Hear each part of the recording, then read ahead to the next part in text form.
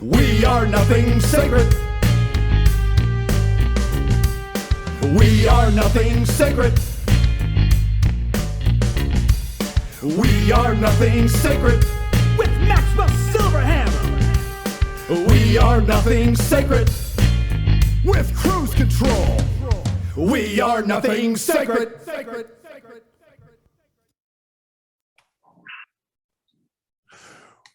Woo! Yeah, boy. bitches. Yes, it is. It is a lovely Saturday afternoon here.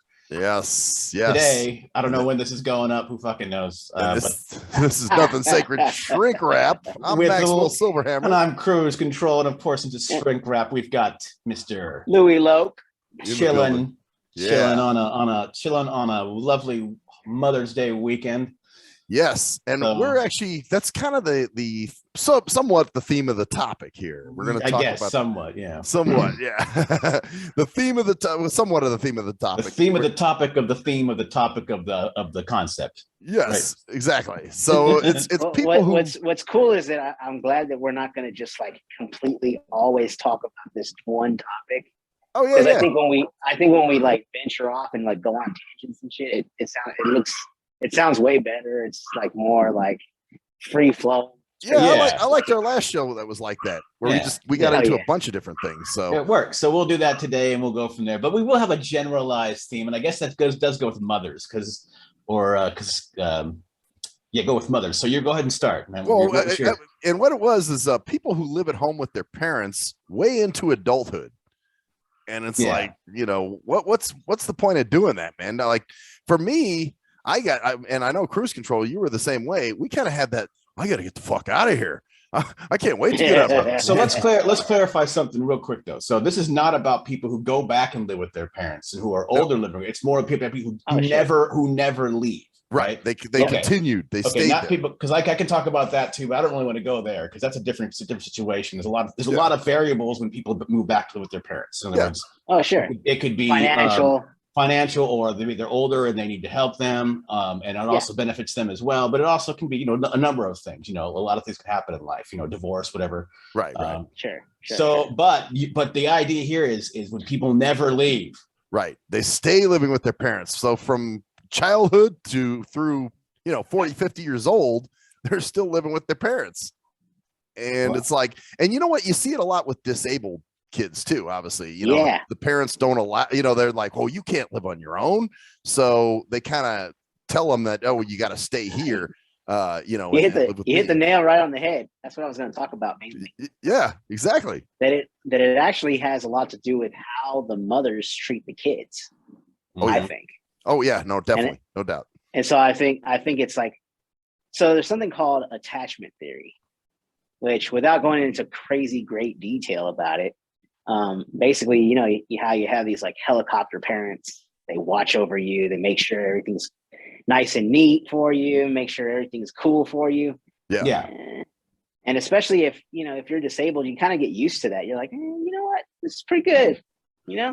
And they wash my clothes. They take care of things. They cook food for me. Fuck it, I think I'm gonna hang out here, man. Right. Shit. Right. Well, that's kind of the easy life, Well, I'll tell you, there was a guy years ago when my roommate moved out, and I was looking for roommates, and he actually would come in and volunteer with us. And him and his brother both had macular degeneration, and they were living with their mom.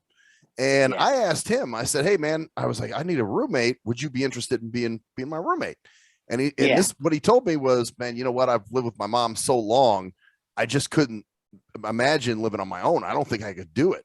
So they have that conditioned mindset already that, I couldn't, possibly move out of there's at that point, like you said, it's so ingrained, Well, yeah, there's a couple things going on too. And this actually goes to other things about not just with mom. I know it's living with your mom is, the age of like adulthood itself has been destroyed. Most, there's no real difference now between, you've got 30-year-old, businessmen and women crying over Star Wars movies, Right. Like what the could you imagine? No, seriously, could you imagine your parents doing that? Your parents like in 1983, like seeing Return of the Jedi going, what is going on? When did Darth Vader die? Right. Having massive discussions with your parents. You're like, it's a movie. You know, like you're you know what I'm saying? Like I could never imagine my mom. I think you're getting jumping onto something there. Like maybe it's a generational thing too. Oh, it's definitely more generational because I've got people who I don't want to give a specific name, but there's an example of someone who's a young guy. He's living with my buddy, and my buddy's like, dude, you need to get out of here. You're over 18 years old, man. You need to get on your own and get you out. You know, it's time, man. You know, you've been here for a while. It's time for you to go. And the mom in the situation is still like, well, he's doing this and getting school, you know, getting stuff for school, and he's in his early 20s. And with this, the other person's like, dude, when I was 18, they booted me. They said, get the fuck out. Like, they literally, you know. And also, and it goes along with other things in society, like insurance now is like 26 years old. Like you can, it's interesting too. They moved that. You can have your kids on your insurance until they're like 20. Well, they're going through college. So it's like, you know. Well, that's the other thing. Some of these people, they'll be in their 30s and they'll say like, oh, I'm going to school, you know, to make themselves look productive, but they're really not. You know, I mean, they're just, you know, they're not working. They're just kind of fucking around, staying at their parents' house. The forever student. The Van Wilders, you know, those kind of people. And a lot, you know, and of course, this is prevalent once again in the visually impaired and disabled community because of stuff like disability insurance. When you're getting money automatically and you don't have to do anything, you don't want to. I'm going to get into that later on, but that's a different topic. But because I have something to go on that, which is kind of like with the conditioning. But this is like a way of conditioning, because it's like, oh, you're conditioned to think that like it's okay to live with your parents until you're 25. Yeah. You know, and then it's going to be, well, it's okay to live with your parents until you're 30. You know, right? It keeps going up. You know. I think Max jumped on that whole thing with the whole disabled community thing. It's like, I think, you know, for any of you moms out there who have a disabled kid or something like that, you know, I know you mean well by trying to protect them and trying to, like, you know, help them with almost everything. But after a while, you've got to let that go, and you've got to let them try their wings out a little bit, you know. Well, and not only that, but you do them a disservice later in life, because if the parent goes, what the hell do you do? You know, the person has no idea how to function on their own. But I don't think this has anything to do with disabled, because first of all, let's examine what disabled means now. I mean, now everybody and their mother is autistic. True. They're on the ADHD, they're on the spectrum, they're ADHD. Now that people can say, well, it's because we've always been this way, and now more people are being diagnosed. I don't know if those things are always useful. It's a crutch, you know, because people are like, oh, well, I've this. I can live with, I can't relate to people very well. Yeah, that's half the population. Half the population are disagreeable people. It's not about, you know, like half the population is not because I've got something wrong with my brain. Well, it might be, but it doesn't really matter in the end, because they're still functioning and going out and being productive, you know. Right. But another thought, though, is a lot of these people are productive. They do have jobs, yet they go back and still live with their parents, even though they do have enough money to support themselves. Yeah, and that's strange too. What's the deal with that? Yeah, because we're always thinking about people. Oh, well, they can't support themselves. They're, you know, but I mean, I support myself, and I'm on a certain income, and well, we have a close friend who had a very good job, but still lived at home with their parents. It's like you said, attachment. Go into that attachment. More on that. A little bit more. Yeah. So there's a couple of things. There's something called secure attachment, where basically, so they did a study basically, and it was like little kids. I think they were like 1 or 2 years old, and what they'll do is they'll have the mom leave the room and introduce a stranger into the situation. And if you're securely attached, the kid's going to be like, hey, it's a new person, but it's cool. Who is this guy? I wonder what this guy's all about, you know? Right. Like, interesting. So if you're securely attached, you're not worried that your mom's going to leave you. Like, oh, no, my mom left me. Oh, you're not anxious. You're like, she'll probably be back, but there's this new guy. What's up with him? Let's see what he's all about, you know? that and you'll notice that kind of goes back into adulthood. Sometimes people are worried about their spouses or their girlfriends or boyfriends or what have you. Oh, you mean them. if they don't hear from them or something like that, you mean? Yeah, if they don't hear from them for a while, they're like, oh, what happened? What did I do? Right. Just real anxious and they don't have a secure attachment. They're not like, if you're securely attached, which should be the goal, that's like that's the ideal, is to be securely attached. Then if you don't hear from your significant other or even just a friend of yours for a few days, you're not like, what happened? What did I do? What was my problem? What did I do? It was me. I pushed him away, or what did I do? Right. Right. And so you have another thing that's called ambivalently attached. And that's almost like, I don't give a shit, because it's kind of like, because their parents didn't treat them well at all. So they're kind of like, yeah, my parents gone, I don't care. And then they introduce the stranger and they're like, yeah, this is just another asshole. I don't really care about him either. Sorry about the phone, guys. I'm gonna let that ring a bit. Oh, okay. You're fine. Anyways, and so then you have the anxious ambivalent too, and that's the one where you're really fearful about things, about people leaving you. In the situation with the kid, they're real anxious. They would start crying because the mom left, and they're like, "Where's mom? Where's mom?" Which seems like kind of normal, but at that point in time, they should be kind of like okay with mom leaving a little bit, right. Yeah. And I think that kind of like borderlines on this situation where we're talking about adults now. So basically, the theory is that if you're anxiously ambivalent when you're younger, then it's going to continue on until when you're older as well. So when you're older, you're like, oh, mom's going to leave me, or, oh, the world is scary, so I'm going to stick around with my mom. I'm going to stick around with my dad or whoever, I'm going to do that because I'm very comfortable with this situation. I don't want to leave that because the outside world is scary, and I don't want to do that. There's too much. It's like all fearful and anxious and stuff like that. I think that's where it kind of stems from. Well, it's interesting you mentioned that attachment disorder leaks into other relationships too, like friendships and dating relationships. Oh yeah, because the same guy that we just mentioned earlier, who's never left home. If you remember Cruise Control, he would call every day. Remember that? It was like, why are you calling me every day? You know what I'm saying? Like, it's almost like, and I used to think that, like, I was like, is he afraid? Like, if he doesn't talk to me, that I'm gonna, go, oh, you're not my friend anymore, or some weird shit. Almost like he's afraid to lose the friendship. Right. So definitely part of that. But it's also, like I said, the childification of our whole society is dominant. So, because there's obviously the kid who doesn't want to leave, but it's a two-way street, because a lot of times the adults don't want them to leave either. They're just as emotionally immature as the child.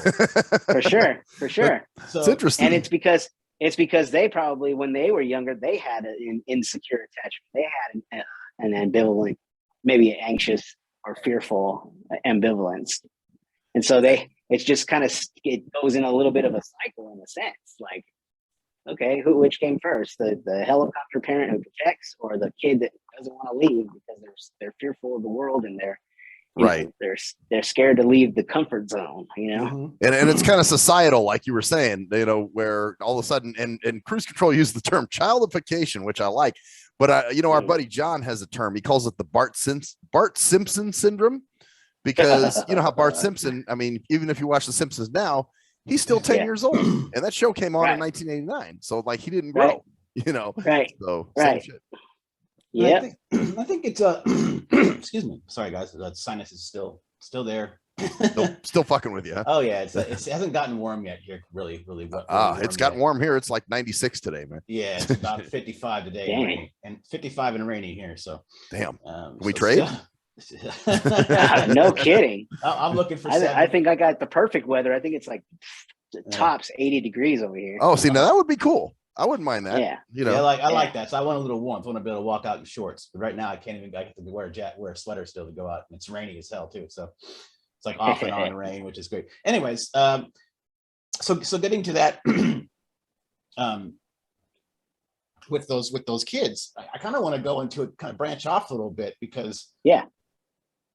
like I you know, like you can live on your own, like Max was saying, like I could not imagine living with, I mean, I've lived with my parents for a month or two when I had to transition, to a different transition. It's a whole different story.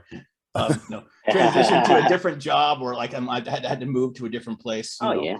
But you weren't there long, man, because you would always be like, I can't wait to get the fuck out of here. Yeah, I'm like, I'm out of here, because Right. it's a constraining for me. Like I couldn't imagine. Yeah.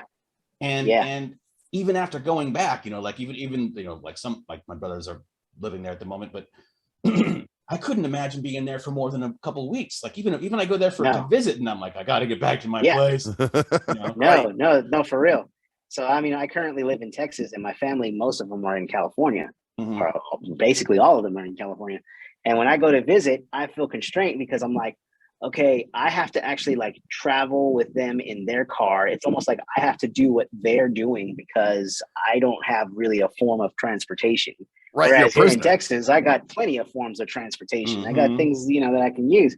Right. And so it's like, over there, it's almost feels like, okay, I got to just travel with the family because that's what they're doing. We're going to eat, and I don't really feel like eating there, but they're going to eat there. So that's what I'm doing. And it's like, oh, this sucks. I don't like this. Yeah. Well, and going back to the visually impaired thing again, because we strive hard for our independence. So all of a sudden we get in a situation like that and we're like, oh God, this is fucking horrible. Let's get out of this. I don't want to be. I hate it, man. It's almost like the world has just become like natively codependent and narcissistic. Of course, I've talked about the narcissism before, how that's my big theme. Like that's my big, like my thing. And I see it everywhere now. Like, my God, like just people like grandstand, it's everywhere. It's in the whole pronoun bullshit, it's everywhere. You're going to address me as I want you to reinforce my lack of self-awareness. That's really what it is. That's what narcissism is. Basically, a big part of it is they have no self-awareness, so they need other people to define themselves. So by the way, my brother was in Kohl's yesterday and he saw a shirt. It was a kid's shirt, by the way, and it said, "Please ask me my pronoun." Yeah, that's called indoctrination. There's a lot that could go into that too, and that's a lot of the codependence as well, because you got these parents that are like acting like their kids are fucking. I'd rather brilliant. tell you what your pronoun is. Yeah, well, not only that, but they want them to be different, because the narcissism goes, my child is special. Like, I can't stand that. My child today is so smart. It's like, no, your child is probably average. There's a 90% chance that your child is average. Right. Yeah. Sorry. It's not, I mean, or at least not average, but they might have their special skills, but it's not when they're 7 and you're in awe of your kids. Like when you're like, my kid, wow. I mean, when you think of the IQ test, okay, and not to go too nerdy or anything, but when you think about the IQ test, so there's something called the standard of deviation. Yes. Standard deviation. And so basically, like, okay, the average score is 100. All right. Mm-hmm. Yes. And one standard deviation away, which includes like 68% of the population, has an IQ between 85 and 115. Okay. Two standard deviations, which is like 99% of the population, has an IQ between 70 and 130. So if you have an IQ, let's say in the 130s or below, you're just average. You're just a normal person. Now, if it's above that, you're the shit. Okay, that's cool. You can say that. Right. But most people don't have that. Most people don't have that above 130 IQ. I only tested in 96th percentile, so which really is okay. But I could have gotten better. Yeah. No. Yeah. I can't remember what mine was. I remember all that shit. And I remember I was so pissed off when I found out that they actually lower IQ scores for visually impaired people. Oh, do they? What? They from what I heard, from what my Miss Reisberg, our teacher from high school, said, is that they deduct points or couldn't do certain things because of visually impairment, so it lowered the score. Oh, wow. I don't know if that's true or not. Maybe I misread it. I just remember. I'm still in communication with her. I should ask her. Yeah, or something like that. Yeah. Yeah. Well, I don't know. Well, some of it is visually based, but I think they've changed that as well. Like they've made it a little bit more. Oh, probably so. I don't know if it necessarily streamlined or whatever for the visually impaired, but more like more like testing what it needs to test. You know, the validity of it is a little bit better. But yeah, you know, kind of jumping off of that though is basically just proving cruise control's point is that, you know, most of us are average. Right. There's only that very small sliver that's actually above average. Right. The kid's not Einstein. Well, it also I am a believer in emotional intelligence. I call it wisdom.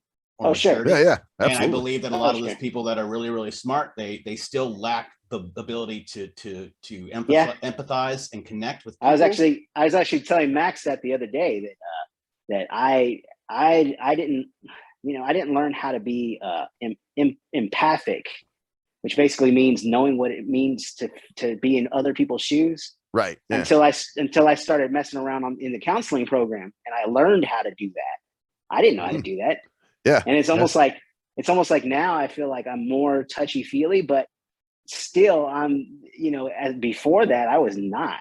I was not. I was just so like, you know, always thinking logically and always thinking like, you know, well, what's the logical sense of this? And who cares about the emotions? Forget all that, you know? Right. There's just like, pick yourself up by your bootstraps, suck it up, buttercup, you know, that kind of shit. And I'm kind of like that still, but now I'm kind of like, well, okay, I guess I understand why you act that way or why you feel that way. Well, you know, there's also, and this is a different branch of stuff about empathy. Empathy ain't the be all end all of psychological holy grail. Oh, sure.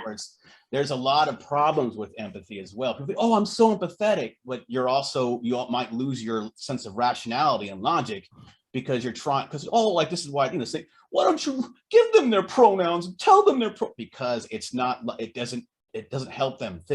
But they feel bad when you don't tell them that they're a giga or a boobadoob or whatever the hell they are, you know, or a dragon, you know. You don't reinforce their sense of themselves because they don't have one themselves. That's why they require you to tell them what they are. Oh, right. You need to reinforce my identity because I don't have one. And so what they do is they're empathetic. I mean, whatever happened to ladies and gentlemen, boys and girls? Well, yeah, that's going to change too. That doesn't make them special because remember, it's all about being special. Our society is around being unique and special. Every kid is special. My kid is pansexual. My child is beyond sex gender. They're amazing. Well, how do they know? How do they know that at that age? That's what I'm saying. Because they're being told that. That's why. Yeah, that's what's fucked up. That's ridiculous. They're not allowing them, and that's the problem. That's the blurred line between children and adults. That's why you got 40-year-olds who've been living with their family since they were 19, and they think, you know, and it's, you know, I'm a responsible adult. Or just no respect. Because what happens is, and this is the crux of it, which is the funny part, is these parents. They give so much respect and specialness to their kids, and their kids just don't even respect them. They have no respect because there's no boundaries. They're like, this guy's I'm your friend. Oh, fuck you. If you're my friend, I'll spit in your fucking food and laugh at you like I do with my friends at the lunch table. Right. You know, right. That's what we do. Right. Because I've heard that before. He's not just my son. He's my friend. I'm like, well, you fucked up.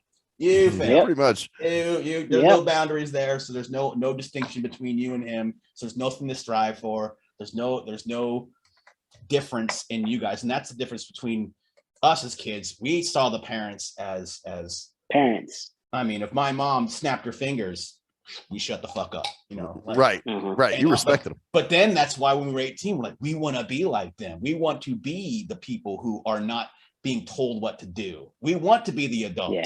Right. But you got kids telling the adults what to do. You know, Mom, I'm a pansexual dragon fire child. Okay, Johnny, that's what you want to be. That's what I am. You're gonna refer to me as blah. And then they're like, and you're gonna respect that because you're my friend. Yes, and I'm 27 still living. Exactly. Yes, and I'm 27 still living with you. You know, right. Yeah, and I don't pay any bills, and you're supposed to just pay everything, and you know. Or I've got, I don't understand. See, I think the more common thing is that people that still live there have jobs, but it's still, but they have jobs, and it's so much easier because they have to pay less rent. They have to, they don't have to worry about maintaining an apartment or electrical bill or just different bills. The parents pay them, but they still get the benefits of the job, and they still can say, well, yes, I'm employed. And but they're still with mommy who's still making casserole every night, whatever. And they can buy toys. They don't have to buy groceries or, like you said, pay utilities or anything. So That's another thing I've seen so much going on. These fucking toy collecting people. Oh yeah, adult Like, toy collectors. Adult people running around in toy stores. Oh my God, I found the original He-Man. I'm like, bro. I mean, I play games. I can't talk. I play video Right. games. And I watch play a lot of cartoons video sometimes. games. You know what I I'm play saying? video, but it's almost like this. So I'm not saying I'm immune to it, because I think think about it. Like, you think 30 years ago, my mom's going to go, dude, I got the new World of Warcraft expansion. I'll see you kids in a while. Right. They do more adult now, but then again, maybe it's just a different focus, because my dad would go play golf all the time, you know, and my mom would go hanging at the bar, you know, and stuff like that. Well, but those are adult things to do. But are they? But are they any different than playing a video game? If you're going and playing swinging a golf club for 4 or 5 hours a day, spending $150, while Johnny's in a raid with the Lord of Vouladu fighting with 10 other friends online, and they're still doing it for the 4 hours, is that any more productive either way? Well, I guess, yeah, that's true. It depends. So I think of, when you think about productivity, right? Yeah. Sometimes you need a break from the world, right? Yes. You need Absolutely. Of course. An escape from reality. And as long as it's not a drug-induced escape, I think it might be a good escape, you know? Sometimes I'll get on my keyboard and I'll be on there for like 2 hours, losing track of time. And I'll look up, I'm like, oh, wow. Okay. I spent this much time. Okay, I'm done. True. You know, it's cool. Yeah. But is it healthy? Is it actually, in a sense, productive, because you've now reduced your stress levels? You've possibly like poured out some of your emotions onto that keyboard or into that game. You know, instead of going to beat up somebody, you shot a bunch of people in the game. You know, I don't know. I mean, a hobby's good. I think hobbies are productive, but sure, you know, when your hobby is something dumb, like, you know, sitting on social media, that's your perception of what is dumb. That's like, you don't like gaming. You think gaming is probably dumb. Yeah, well, but it's still a hobby, though. You know what I'm saying? But getting on social media is a hobby too, because you're interaction with people in the same way. So a lot of times there's like, when I get on Twitter, sometimes there's pun wars. We'll start having pun conversations, and I'm like, ooh, I love it, because that's, you know, it's a mental activity that allows you to connect you to disparate items. You know, that's what puns are. Right. But, you know, the idea is being clever and being witty. I think it's all a matter of how obsessed you get with it.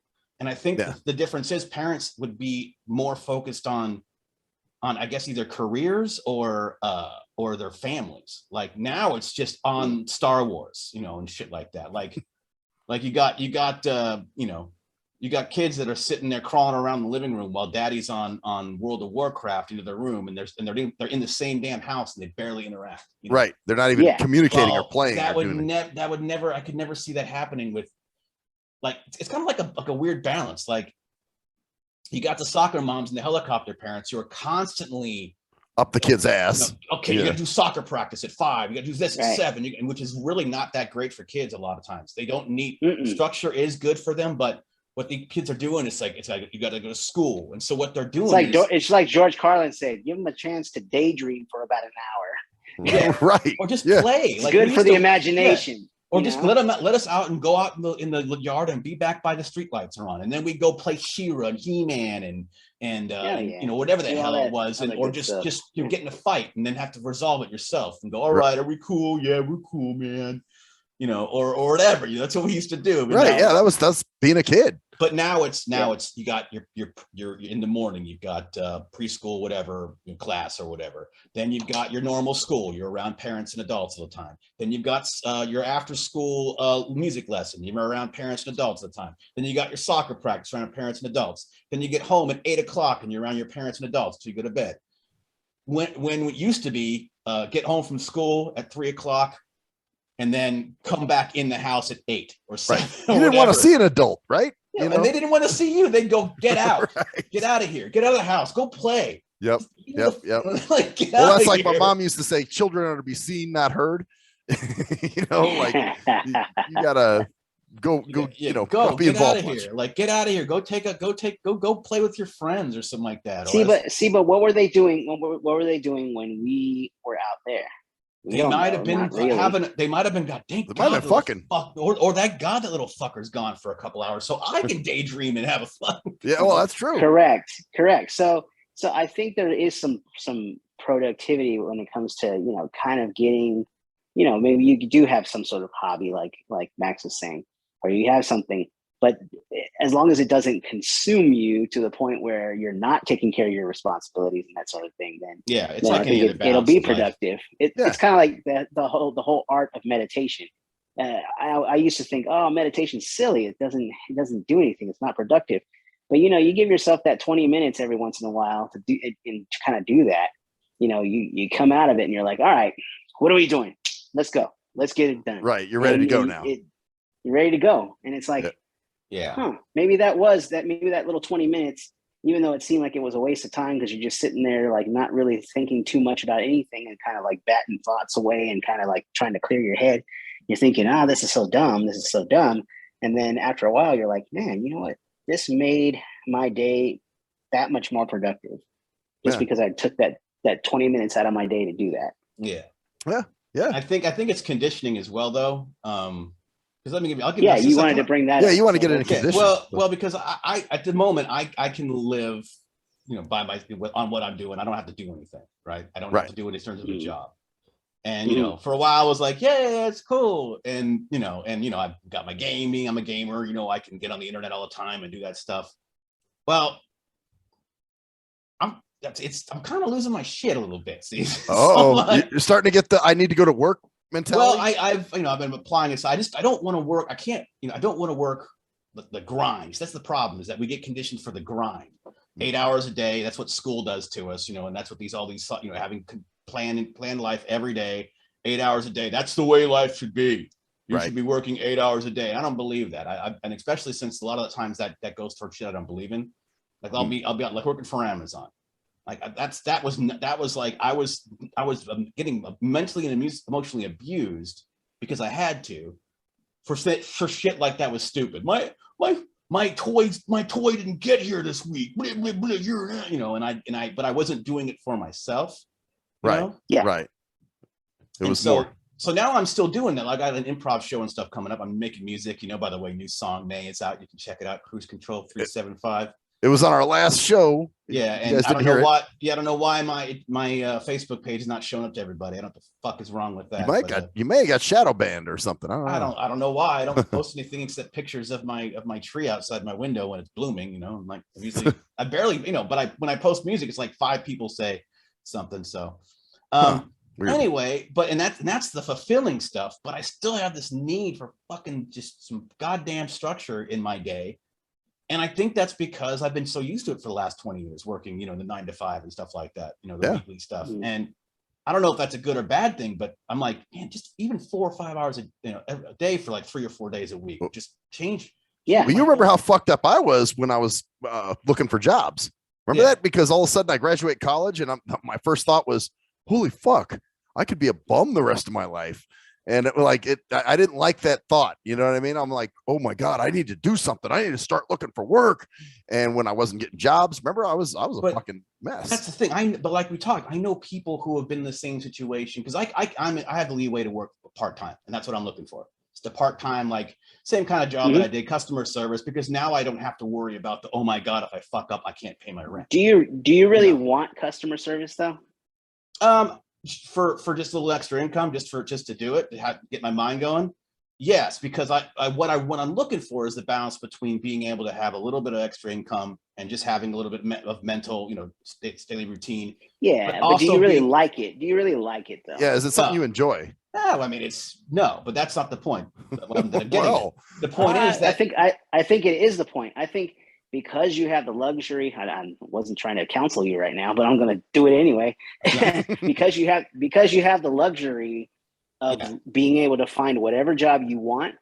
I think you should actually find a job that you like, even if it's a 20-hour-a-week job or whatever. If you still want that a little bit of structure, but you don't want to be like tied down, chained to a desk from 9 to 5, okay, fine. But do something that you actually care about and actually want to get into, instead of being like, oh man, I got to go to this crummy job for 4 hours, even though it's only 4 hours. Okay, I'll get the 4 hours over with, whatever, blah, blah, blah. But it's still crummy. It still sucks. So why do that? Why make yourself go through that again? I've worked in customer service. It sucks. I hate it. So I I wouldn't know. want to do that ever again. So See, if for I me, could it's a help it, I'll different, never do that again. it's a different mindset now though. And that's the whole thing. Like before Mhm. I hated it because I had to, like, if I didn't, I was screwed, you know, like if I did. Yeah. Now my idea is I can do this and just be like, all right, well, oh no, I got a bad call. Oh no, I lose this. Oh, well, you know, but Right. I also still have the flexibility of doing what I like, which is the improv stuff that's coming up. My improv group every you know, fourth Monday, going and doing music and just having a little bit more Mhm. leeway, because a lot of time, quite honestly, in a personal, in terms of the visual stuff, there's a lot of stuff I can do. I can't. If I could go do, if I could work at a fast food place for, you know, or whatever, I would probably do that, just to, or whatever, or a grocery store or a bookstore or something like that. But Well, a you've lot of those done that places, before, right? You've done that kind of work. yeah, but a lot of times those require your visual. Like I couldn't work at a grocery store or a convenience store, period. Hmm. And I'll tell you why, because they would steal the damn store under my nose. Yeah. There's People just could steal. there's no way I could work at some place like that and get it, or have, or like some job like, I mean, I don't know about a bookstore. I don't think people be jacking books, you know. Yeah, right. And you might like that because you like books. But you know, what if something even music related though? I mean, I know that you're going to do the improv stuff and blah, blah, blah. That's kind of like hobbyish kind of stuff, but you could still do something possibly music related. I don't know. well, like teaching music to kids at the Boys and Girls Club. I don't know, like some kind of shit. Well, that's a stuff. That's the thing. That's what I'm looking to do. I just need a little bit more leeway. I guess my point isn't necessarily about like getting the job, and I'm looking for it's the need for some structure during the day. But it's not like I need. It's almost like I've been trained to do that. Like I've been trained to think that way, because I couldn't imagine for 20 years just not doing that. Anything. But when you get to that, you know, when you're in that state of mind, you don't change. So you're almost conditioned to be in that. So it's like a conditioning to be either in the, I don't need to do a goddamn thing, you know, right? Or because I know people that did that for 20 years, you know, or they went to school, they kind of played it, oh, I'll just do this, you know, but they didn't actually have where they had to be accountable to other people and actually have to be in a system or whatever, or, you know, would have to deal with taxes and all that bullshit, or just you know, whatever. So it's like almost like I don't know if I'm going to be it. I'm not getting conditioned to be like, this is fucking great, you know. Like I'm not being reconditioned here. And I wonder if it's the same thing. I know people that have gotten jobs and like, oh, this is fucking terrible, you know, and they're, you know, after 20 years and like, how did you do this for fucking right? And they hate it. Yeah. There's that kind of shit too. So that's interesting though. I know the customer service stuff because it's easy, and it's something easy and quick. And I know that I could jump in and jump out anytime. Like there's no. Yeah. But you know, to be honest, when I was looking for a counselor job last year, which I'm still not working in counseling as far as like working, but I'm still counseling a few people. But anyway, but the job that I was looking for I kept looking for counseling jobs, and you know what? I started getting so frustrated with the whole job, you know, interviewing process and all that, and keep getting rejected, that I was actually thinking I could jump back into customer service. And I'm like, no, you told yourself you would never do that again. You know, like, right. So you're breaking your constitution. Battle. Yeah, it was a constant battle. And I was like, man, what the hell? Well, but I don't think I would, if I could help it, I would never do that again. And it's a straddle the line thing too, because people say, well, you should do what you love. But sometimes if you do what you love, it turns the thing that you love, that you have a passion for, into a job, and it becomes not fun anymore. You know, then it becomes not fun. Yes. Yeah, you're right. Like when I was trying to do the rap thing, you know, or whatever, I was like, this is Earthling. Or Earthling, same shit. But you notice I didn't say for him to do anything that he loves. I just said to do something that you actually like. Yeah, something you have a passion for. Because there's a difference. There's a difference between going to a job that you kind of like, you know, like maybe there's some aspects of the job that you're like, that sucks, but this part is cool, you know? Yeah. Like my job, you know, I love doing what I do, you know, but it's not, you know, it's not necessarily my dream job per se, but it's a great job, you know? So, you know. Yeah. I don't know if I could do like gigs like because I thought about that. Like, if I could do improv every night, I would be amazing. But would it really be amazing? Would it get probably to the point not? Where probably not. Like you find things about it you hated. Yeah, You Ryan Stiles. Oh, I'm sure he loves it because it's improv and stuff. But I guarantee this night he's like, oh fuck, we got this show. God. Right. Yes. Yeah. Yes, that's exactly probably what's going on there. I mean, because they do dozens of shows. Good reference, Ryan Stiles. Love it. Yeah. Oh yeah. So, Totally. You think, oh my God, he's doing improv. It's just so much fun. But half the time he's probably like, oh, this is fucking. I've done this joke 500 times because you get repetitive or like the same thing, like these bands that play, the same set every night. The adulation probably pulls them through, and also the fucking massive amounts of substance abuse that seems to go along with all that. Right. I wonder whether that's not a coincidence that these people are doing the shows, massive tours in front of people, but they need to fucking numb their goddamn brains on alcohol and drugs the whole time. Yeah, with something, Well, I think that's why they create more albums, so they have more to play, more choices to play. Well, that too. Yeah, you get sick of playing the same set all the time, right? Because I love the live stuff. I love playing live, but I couldn't imagine. I could imagine Led Zeppelin actually, like I think Robert Plant was saying, I can't stand playing Stairway to Heaven because everybody wants us to play Stairway to Heaven every single time. It's like, well, you remember, was it Cruise Control? We went and saw Eminem, remember? And he said he actually hated My Name Is. Mm-hmm. So, it's like, yeah, because everybody wants him to do that damn song. And it's like, I hate that fucking song. Well, that's the scary part about it is that you initially you go into that song as a creative thing and people. And you think it's dope at the time. And well, that's the thing. Everyone thinks it's dope. So regardless of whether everyone thinks it's amazing and they think it's the best song you've ever done, you created that and they love it, yet you fucking are resentful. The fuck is wrong with humans? Like, oh, I created this beautiful song in the Stairway to Heaven. 5 years later, fuck, I hate that fucking song. You created it. Everyone loves it. Listen, I got some shit. I think the one that I did that I because people always wanted me to do it, especially at camp. Yeah.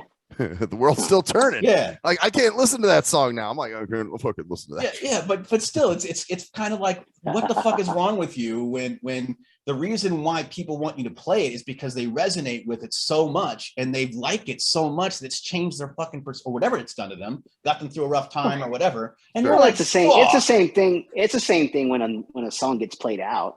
Oh, like, even if you love a song, but after a while you're like, I've heard that song like 20 times this week. Right. I'm tired of hearing it. I don't want to do it anymore, Yeah. But if you kind of space it out, a little bit, there's music that I like from the 70s. Yeah. And I mean, there's songs that but for a while I'll like not listen to them. I'll like, listen to them for a while and then I'll like cut it off for like 4 weeks or 5 weeks. And I'll come back to it and I still get the same enjoyment. Like, yeah, that's a good song. But if I played it every day, I'd be like, shit. I've never understood this, but I've known people. I knew, like my first girlfriend used to have a tape of the same fucking song on the whole tape. And oh God. And I'm like, because there's people that do that. How the fuck? I can never understand this.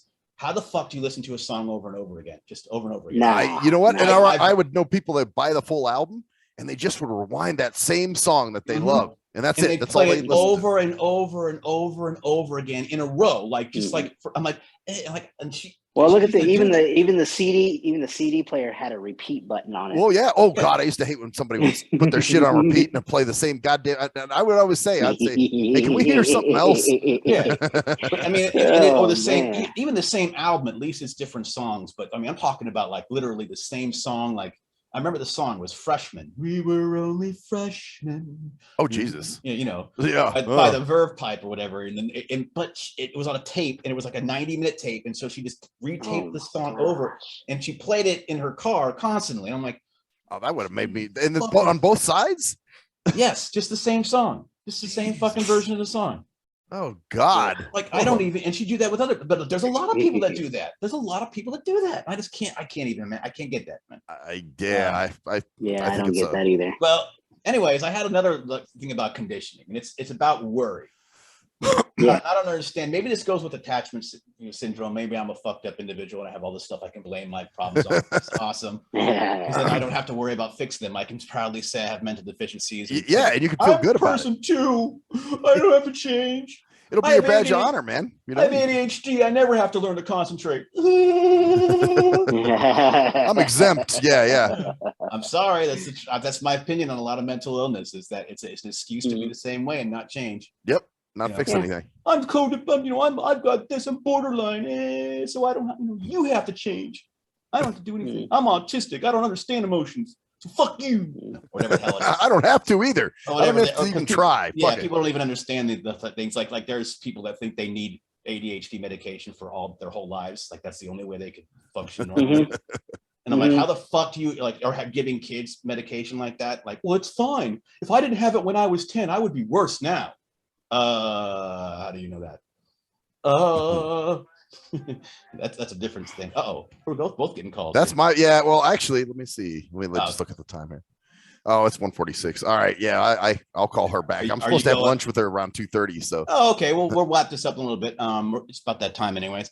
Unless other things, but my idea is about worrying about other people's problems. Like right now, I'm tripping out because my mom and my dad have to move, and they have a couple months to do so, and I haven't heard much what's going on. They haven't found a house, the housing market. I'm like, why the fuck can I just stop? Right, it's not your problem, but you still take it on. It's not my problem, but I can't do anything about it. Yet I'm like fucking tripping over it. You hit the button right on the head. So the idea is that it should be something. Okay, so there's things in life that we have control over, and there's things in life that we don't. And if we can figure out what we have control over and what we don't, it'll be that much easier, because the things that you don't have control, maybe you do have a little bit of control over things. Maybe you can schedule times when you can help them move or whatever. That's something that you can do. Yes. To help them. But as far as like getting things scheduled for them or whatever, I mean, what would they do without you? Yeah, they would figure it out. And he's all the way, he's all the way in another another state, so he can't. Yeah, I'm you know not what even. I mean, I'm not even. Okay. I guess my point is, I understand the fact that I can't do anything about it, and so the idea is, I almost the conditioning. Almost feel like worrying is a conditioning as well. Like you get in the habit of worrying about shit. Well, okay, but it would So instead of worrying about it though, because I always take this philosopher's advice, super seriously, and it's like this: worrying, he says, is like suffering through the problem that you're worried about twice. Yes. So it's like interesting. Oh, wow, so basically you've been worried about the problem or whatever, and you suffer through it once because you're worried about, oh, what if this happens? What if this happens? What if this happens? And then if the worst case scenario actually happens, then you've gone through the suffering twice. Like, that's not a good way to live, man. And then if it turns out all right, then the worrying was for nothing in a way. For nothing. Yeah. That's right. Yeah. That's right. Yeah. So what is it that you're actually worried about though? Yeah, and that's where I'm worried about them, not being able to find a place to live. But I'm like, that's not my problem. It's not rational. I understand that, and that's why. Is it not rational? I mean, most people want the best for their parents, right? Yeah. There's some rationale there. It's you do want the best for your parents. You don't want them to not have a place to live. Sure. But have they ever been in that situation before? And have they ever not found a place? Like, have they ever been homeless? Probably not. No. So there you go. They'll find something. I know, and it's not my responsibility. And I think that goes back to why a lot of times parents and kids live together. It's because if you're there, you know where what's going to happen. Yeah. And they know where you are, and you know what's going on with them, and you can. Oh, sure. Yeah. So it's I think it's like a codependency thing or something, but it's like other people don't, like I worry about my brothers and stuff like that too. And I worry about other people's problems. And and I'm not saying I don't worry about my own, but I understand where I'm at. And I think it's a why? You're an empath, cruise control. That is kind of an empathic thing, man. Yeah, and then going too far, and that's an example of going too far, where you can't control something, and it's almost like, why are you even it's almost like a lack of respect too. Like, do they not know what they're doing? They're fucking, they're fucking 50, 40, 30 years older than you, dude. Right. They've been through all this shit before, I think another thing that you can do possibly is just express your worry to them. Tell them, hey, I'm just wondering how things are going. Because I'm really, I am a little bit worried about what you're going through, and keep me posted. I know there's probably nothing that I can do about it, but I just want a little bit of an update. There's nothing wrong with that. Yeah. And that's reasonable. Yeah. Yeah, I was planning on doing that tomorrow because, of course, tomorrow is. Mother's Day. Yeah. Whenever this is up, who knows? Probably today or Monday. All right. Yeah. Maybe I'll throw it tomorrow. So happy Mother's Day to all those moms out there. Yes. Who are worried about your kids, or worried about. Oh, sure. Or worried about each other. But I guess that's like I said, it's a habit, and I know it's not necessarily. It doesn't do anything. It's not productive, and that's in a good way. Like it's detrimental. But it causes stress. But you can make it productive by just simply, reaching out and saying, hey, I actually have been thinking about you lately. Because I think that's what happens too, is that, when we worry about other people's problems, we don't even say that we're worried about it. We just that's true. We just worry about them. Stuff it down inside, and like, oh yeah, everything's going well for me, but I'm really, really seriously worried about you. But I don't say anything about it because I don't want you to worry about what I'm worried about. Right. Mm-hmm. Right. And it's like, if you reach out and say, hey, I know you're going through a tough time right now, or whatever the case is, that I'm worried about, one, is there anything I can do? And they'll probably say no. And then, right. And then two, just say, well, just keep me posted. You don't have to tell me every single day, oh, this is going like this, but, keep me posted. Give me a weekly update. I'm a little worried, a little bothered by it. And I just want to ease my mind about it. Yeah. So it helps him and it helps them. Kind of a win-win type situation. Nice. Wow. Yep. Okay. That's a good way a positive way of going there. So anything else that he's got on their minds? I think that's I it, think I'm man. good. I think I'm good too. Got about the perfect time. That was a good little show this week. And absolutely. So remember, and it's also another thing. It's if you can't control something, and this is why I get frustrated. I think it's a habit. If you can't control something, it's not worth really worrying about in a lot of ways. Right. There's nothing you can do about it until the actual time you have to actually think about it. Yep. Because also, if there is something you can do about it, then go out and do it. Yeah. Right. You know right. What I mean? But if you can't, don't stress. And if you can't, don't try to find something to do about it that'll make it worse. Because a lot of times worrying will do that too. Is that you'll do something that makes it worse. Yep. So it's just it's a matter of letting go. And that meditation thing is definitely something I'm trying to work on a little bit too. Just quieting my mind and just letting it go for just trying to get a reset. Yeah. And that's hard to do. It's something that especially in society today. So yeah. But it's healthy. You kind of have to have at least 10 minutes of, just nothing happening, no fucking with the computer, no getting on your phone, nothing, just chill, and not quiet your mind. Try to. Yep. Maybe I'll do that this afternoon, but I try to play some video games and destroy the evil god Lucor. There you go, man. All right. Well, anyways, this has been the Nothing Sacred Shrink Wrap for May 2022. I am Cruise Control. And I'm Maxwell Silverhammer. And I'm Louie Loke.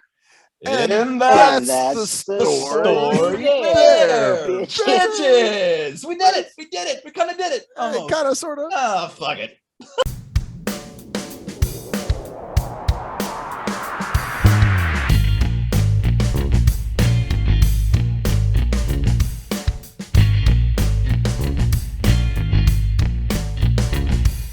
We are nothing sacred. We are nothing sacred.